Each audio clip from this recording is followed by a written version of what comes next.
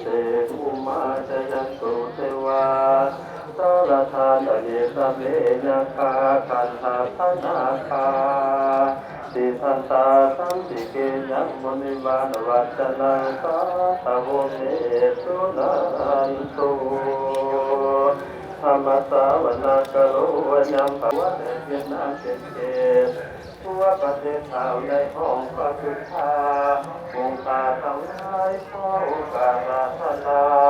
เทพโพเทพตาพญาอินพญาพรหมพญายมมาชาวจตุโลกบาลทั้งสี่อาเมสลันดีทั้งนาคีนาคาสุบันปกปันคันธพยังทั้งหลายจงเสด็จเข้ามาไว้พระหัตถ์สินสิทานฟังธรรมเทศนาเนื่องในงานบุญนมัสการพระธาตุหลวงเวียงจันทร์ประจำปีพศ